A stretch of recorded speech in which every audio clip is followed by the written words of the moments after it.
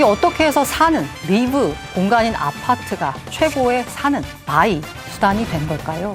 이 아파트는 우리에게 어떤 의미일까요? 오늘이 제일 싸다는 아파트값, 거품은 아닐까요? 그리고 아마 가장 궁금한 질문일 텐데요. 아파트, 지금 사도 될까요?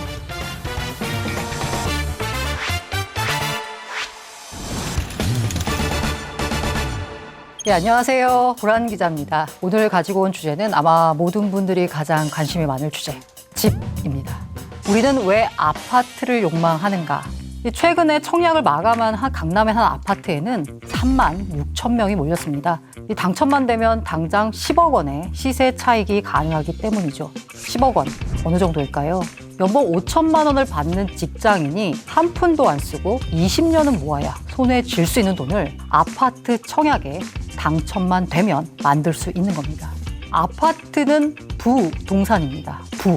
움직이지 않는 자산이다 보니까 가격 변화가 느립니다. 아니, 느려야 하는데 최근엔 얘기가 다릅니다. 자고 일어나면 호가가 달라졌다고 합니다. 그래서일까요? 이 아파트 실거래가를 확인하는 사람들이 급증하고 있습니다.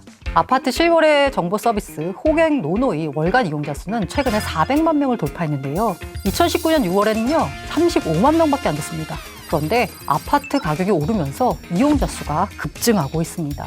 호갱노노의 주요 이용자는 20에서 40대입니다. 이들이 가격을 계속 확인하는 건 여차하면 사겠다는 욕망 때문입니다.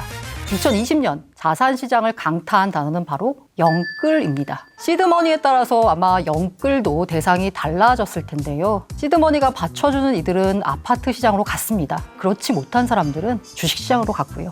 2020년에 30대 이하의 서울 아파트 매매 건수가요, 2019년에 2배로 늘었습니다. 기존 주택시장의 큰 손은요, 40대와 50대였습니다. 그만큼 여력이 있었을 텐데요. 오히려 이들의 매매 비중은 낮아지고 20대와 30대의 매매 비중이 높아진 겁니다. 이 영끌은 소득에 비해서 집값이 가파르게 오르니까 평생 벌어도 수도권에 내 집을 마련하지 못할 수 있다라는 불안이 나온 현상입니다. 서울의 아파트가 100개가 있다라고 치면 딱 중간에 있는 50등의 가격이 얼마냐라고 보면요, 10억 1,417만 원입니다. 이걸 사는데 걸리는 기간을 뜻하는 PIR, 소득 대비 주택 가격 비율이라고 있는데, 이 PIR이요, 3월에 17.8, 다시 말하면 18년 가까이 돈을 모아야 내 집을 마련할 수 있다는 의미입니다. 이 작년 7월 이후에 아파트 값은 15% 올랐습니다. 금액으로는 1억 원 이상 올랐고요. 이러다 보니 정부 규제 정책에 대한 불신감만 높아지는 상황입니다. 그러면 한국 아파트만 비싸졌을까? 우리만의 유독 이런 현상이 나타나고 있는 걸까? 그건 아닙니다. 세계 주요 도시의 아파트 가격을 비교해 봤습니다.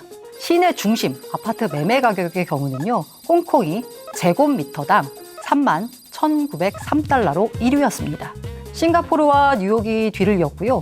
서울이 16,562달러로 4위였습니다. 100제곱미터 집, 대충 30평대 아파트겠죠? 약 19억 6천만 원으로 조사된 겁니다. 이 송파구 헬리오시티 수준으로 보면 될 것 같은데요. 이 서울은 특히나 보면은 매매가 범위가요, 8,841달러에서 27,787달러로 조사돼서 가장 비싼 집을 기준으로 할 경우에는 홍콩에 이어 두 번째로 비쌌습니다. 쉽게 말해서 강북의 저가 아파트와 강남의 비싼 아파트의 가격 차가 벌어졌다라고 이해하시면 될 것 같습니다. 사실 집값이 뛰더라도 소득이 같이 뛰면 그 소득을 가지고 집을 마련하는데 느끼는 부담은 과거와 달라진 게 없을 겁니다. 서울의 소득 대비 매매가는 24.98배. 한 푼도 안 쓰고 돈을 다 모으면 약 25년이 걸려야 내 집을 마련할 수 있다라고 볼 수 있습니다. 왜 이렇게 집값이 많이 올랐을까요? 왜 이렇게 아파트 값이 많이 올랐을까요? 시장 위기를 극복하기 위해서 돈을 너무 많이 풀다 보니까 집값이 뛴 겁니다. 비싼 아파트만 비싸졌다라고 하면 사실 비싼 아파트야 그들만의 세상이니까 크게 걱정을 안 해도 될 텐데요. 문제는 그냥 보통 아파트 가격도 비싸졌다는 겁니다. 서울의 중소형 아파트, 전용 면적 60제곱미터 초과 85제곱미터 이하, 우리가 흔히 말하는 20평대 아파트의 평균 매매 가격이 처음으로 10억 원을 돌파했습니다. 자, 우리나라는 아파트 공화국이라고도 불릴 수 있을 텐데요. 그러면 최초의 아파트 단지는 어디일까요? 바로 64년에 완공된 마포 아파트입니다. 당시로서는 최고 수준의 주택 건축물이었습니다. 그런데 놀랍게도 처음에는요, 아파트 단지에 담이 없었습니다. 입주 1년이 채 지나지 않아서 주민들의 요구가 빗발칩니다. 담장을 좀 쳐달라. 당시 마포 주변에는요, 저소득층이 밀집했습니다. 그런데 덩그러니 마포 아파트만 중산층이 사는 공간이었거든요. 밖에서 사람들이 자꾸 와서 집을 훔쳐보는 일이 잦다 보니까 주민들이 담장으로 단지 내부와 외부를 구분짓기 시작한 겁니다. 아파트 단지 공화국의 서막을 알렸다라고 표현해도 될까요? 70년대 후반에 아파트 투기가 많이 일어났습니다. 그러면서 정책 중 하나로 청약제도와 분양가 심의 관련 규제가 처음 등장하는데요. 77년 8월에 국민주택 우선 공급에 관한 규칙을 제정을 했는데, 여기에 보면은 공공이 공급하는 아파트에는 국민주택 청약보금, 청약통장이라고 하죠. 납입 횟수와 금액에 따라서 우선순위를 부여하도록 했습니다. 우리가 이른바 청약통장 1순위라고 말하는 그 제도입니다. 사실 아파트가 우리나라의 평균적인 주거 환경으로 확립된 건 바로 1기 신도시 200만 호가 건설이 되면서입니다. 이 노태우 정부 시절에 주택 부족 문제 해결을 위해서 주택 200만 호, 상당한 숫자죠. 대한민국 역사상 최대의 주택 건설 프로젝트가 추진이 됩니다. 당시가 어땠냐라고 보면 88년 서울 올림픽을 앞두고서 시중 자금이 부동산으로 대거 몰립니다. 집값이 폭등했습니다. 올림픽이 끝난 이후로도 투기가 횡행했고요. 집값과 전월세비가 폭등하면서 사회 문제가 야기됐습니다. 당시 정치적 상황을 보면 50 청문회가 있었어요. 이 50 당시에 벌어졌던 충격적인 일들이 속속 드러나게 됩니다. 국민들은 경악을 했죠. 이 때문에 물가 안정과 정권 유지를 위해서라도 대규모 주택 건설 사업은 필수였습니다. 분당과 일산 등 신도시에 200만 호 물량 폭탄을 공급하면서 집값은 빠르게 안정세를 찾았습니다. 일기 신도시를 기폭제로 대한민국에서 본격적으로 아파트 위주의 주거 환경이 정착이 되는데요. 반면에 단독주택은 인기를 잃고 서서히 슬럼화되기 시작합니다. 이 90년대 들어서 주택 보급률이 86%를 웃돌자 주택을 살려는 수요가 줄어듭니다. 그러니까 시장이 침체가 됐고요. 8, 90년대에 주택 산업을 주도하던 동아건설, 우성건설, 우방 등이 이 미분양 아파트가 너무 늘어나면서 자금난으로 연쇄 부도를 맞게 됩니다. 여기다가 다 아는 외환위기까지 겹치면서 주택 분양이 급감을 하죠. 주택 분양이 급감을 한다. 공급이 줄어드니까요. 다시 2000년대 초반에는 공급 부족 사태가 일면서 가격이 급등하게 됩니다. 가격이 오르니까 건설사들이 다시 공급을 하는 거죠. 그리고 마침 98년에 이뤄진 게 아파트 분양가 자율화입니다. 민간 건설사들의 아파트 분양을 유도하기 위해서 자율화 조치를 한 건데요. 그전에는 정부가 분양가를 통제했습니다. 그러다 보니 건설사 입장에서는 어차피 분양가가 총대되니까 비싼 자재를 쓸 필요가 없었죠. 하지만 이제는 건설사들이 분양가를 결정하게 됐습니다. 비싼 자재를 써서 비싸게 아파트를 분양하기 시작합니다. 뭔가 다른 아파트와는 차별되는 비싼 아파트를 팔려는 건설사들의 의도가 개입이 되면서 브랜드화가 이루어집니다. 이전까지는 건설사 이름이 붙은 아파트, 예를 들면 압구정 현대 이랬는데요. 이때부터 나온 게요. 삼성물산의 레미안, LG건설, 지금 GS건설이죠. 자이, 대우건설의 푸르지오 등이 2000년대 초반에 등장합니다. 그리고 도곡동 타워팰리스가 2002년에 완공이 되는데요. 이때부터 본격적으로 강남 입성, 강남 불패 등의 고유 명사가 등장합니다. 이어질 거라고 보고 있고요. 어떻게 보면 지금은 강남이 이런 표현이 좀 그렇지만 그들만이 사는 세상? 이른바 C족 사회가 됐어요. 지금 현재 여러 가지 대출 규제 때문에요. 자금력이 없으면 아예 강남에 들어갈 수가 없어요. 그럼 강남에 들어갈 수 있는 사람들은 누구냐? 부모가 부를 이전해주는 사람입니다. 그냥 그 김씨 집안에 김씨 아들이 들어와서 사는 곳이 강남이 됐기 때문에 결국 그렇게 끼리끼리만 가족이 형성되는 거죠. 그래서 강남 같은 경우에는 어나더 레벨의 다른 레벨의 주거 형태가 됐다라고 봐도 좋을 것 같습니다. 시장에 있어서 어쨌든 가격을 결정하는 게 수요와 공급이라고 치면 강남 아파트 대단지 공급이 이루어질 수 있는 여지가 별로 없습니다. 땅이라는 제한된 공간 때문에 거기에 추가로 공급이 많이 일어나지 않는 거고 모든 사람들이 열망하는 곳이 바로 강남 아파트이기 때문에 표현하자면 우리가 맨하튼에 몇백억짜리 그런 집들이 있잖아요. 그 집에 대해서 비싸다 어쩌다라고 별로 생각 안 하잖아요. 왜냐면 그건 그냥 부자들이 사는 집이니까. 아마 한국에서도 그런 정도로 강남이 포지션이 되지 않을까라는 생각이 듭니다. 우리는 왜 아파트를 욕망할까라는 질문으로 돌아가 보겠습니다. 이에 대해서 국가건축정책위원장을 맡고 있는 박인석 명지대 교수는요. 아파트가 아니라 아파트 단지가 문제다라고 말합니다. 그래서 제가 다시 질문을 좀 바꿔볼게요. 한국은 왜 아파트 단지 공화국이 됐을까라는 질문을 던지겠습니다. 왜 우리가 아파트를 고를 때요, 대단지일수록 좋다라는 말들 하잖아요. 그만큼 단지를 따집니다. 그리고 하나만 있는 아파트는 나홀로 아파트라고 따로 부릅니다. 그런데 해외에서 아파트라는 주거 공간을 보면은요, 대부분이 다 나홀로 아파트입니다. 한국의 아파트만 특별히 아파트 단지로 구성되어 있습니다. 왜 아파트 단지 공화국이 됐을까? 첫 번째는 공공의 책임을 민간에 떠넘겼기 때문입니다. 70년대 이후 본격적인 경제 성장이 이루어지면서 필요한 게 사실 주거와 공공 환경에 대한 투자였습니다. 저녁을 먹고 산책할 가로수길이 있으면 좋고요. 주말엔 테니스 치면 더할 나위 없겠죠. 이렇게 시민들의 욕구가 점점점 높아집니다. 그러면 정부는 환경에 대한 공공 투자를 해야 됩니다. 근데 70년대 이후 사실 나라에 돈이 없습니다. 돈이 없이 이걸 해결할 수 있는 방법은 편의시설이 갖춰진 아파트 단지 개발을 촉진하는 겁니다. 놀이터 만들고요, 수영장 만들고 녹지를 조성해서 단지를 만듭니다. 이걸 개발업체들한테 떠넘기죠. 그럼 개발업체는 어떡하나요? 이 시설 비용을 수요자들에게 전가해서 비싸게 팔면 됩니다. 공공투자 비용을 시민들한테 떠넘긴 거죠. 두 번째는요, 균질한 집단에 소속돼 있다는 안온감입니다. 나는 안전하다.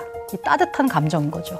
사실 아파트 단지 대부분이요, 방음벽이나 담장으로 둘러싸여 있습니다. 차를 이용하면 게이트라고 부르는 한두 군데의 출입구를 통할 수밖에 없습니다.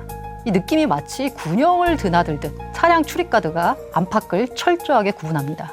이 군인들이 물품 구매를 위해서 PX를 가잖아요. 아파트에 사는 이들은 단지 내 상가를 이용하면 됩니다. 이 울타리에서 비슷한 집단의 사람들이 모여있는 데서 아, 나는 편하구나 라는 안온감을 느낍니다. 세 번째가요, 각자의 이해가 모여서 최상의 자산 가치를 유지하는 데 가장 좋은 형태가 바로 아파트 단지입니다. 우리나라의 경우는요, 관리비라는 이름으로 아파트 가치 보존에 노력을 기울이고 있습니다. 비용 효율적인 측면에서 이 단지가 클수록 관리가 잘 됩니다. 평균적으로 적은 돈을 내고도 더 나은 수준의 관리를 받을 수 있기 때문이죠. 게다가 이제 대단지 특성상 대규모 건설사, 그러니까 덩치가 큰 건설사의 경우에는 이 브랜드 아파트가 많죠. 이 브랜드 가치도 가격에 도움이 되고 있고요. 사실 이 단지 구성원들은 균질한 비슷비슷한 사람들입니다. 자산 가치 보존에 대해서 같은 열망을 갖고 있습니다. 그리고 가격 상승을 위해 노력합니다. 게다가 단지가 클수록 이른바 거래가 활발합니다.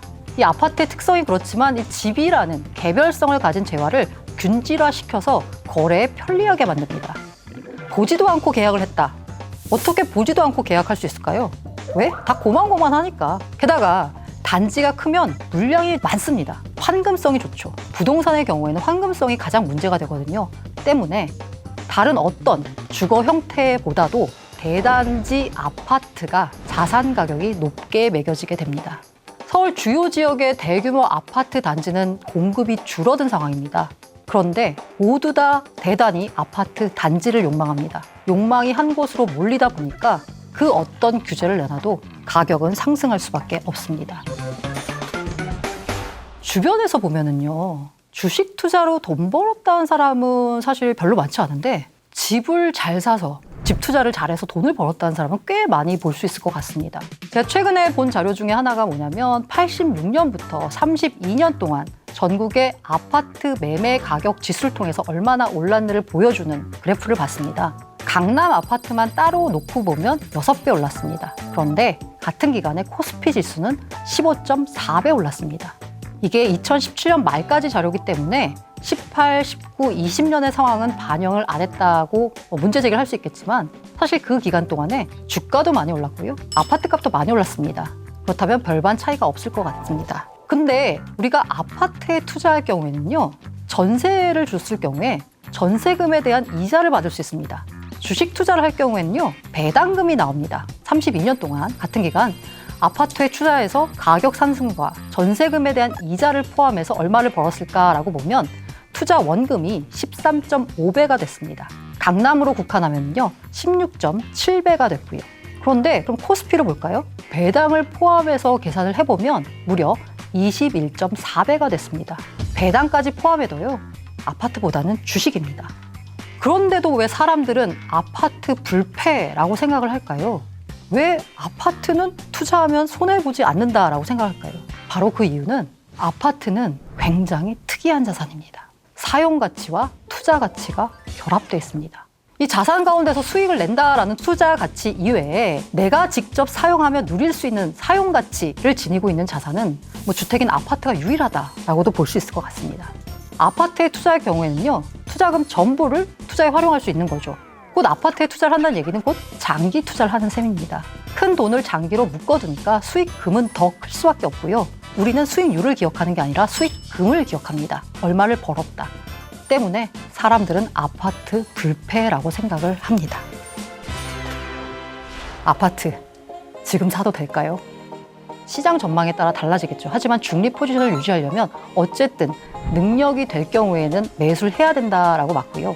어디를 사야 되냐라는 얘기를 할 때요, 저는 그런 말씀 항상 드립니다. 내가 살고 싶은 지역에 사라. 물론 사람마다 개별적으로 살고 싶어하는 지역이 약간 다르겠지만 대체로 많은 사람들이 살고 싶어하는 지역의 집값은 잘 떨어지지가 않습니다. 만약에 금리가 오르거나 부동산 시장이 하락 국면에 접어든다라고 하면 주변부 집값부터 떨어질 겁니다. 때문에 저에게 누가 다시 한번 집 사야 돼라고 물으면 네가 살고 싶어하는 지역에 아파트를 사라라고 말씀을 드립니다. 아파트가 가장 가치 보존이 잘 되는 주거 형태이기 때문에요. 모든 투자 판단과 그에 따른 투자 결과는 투자자 본인의 몫입니다. 다만 아파트는 투자 가치와 사용 가치가 있는 자산이다 때문에 그 결합된 자산을 내가 어떻게 활용할 것인지 잘 생각해 보시길 바랍니다.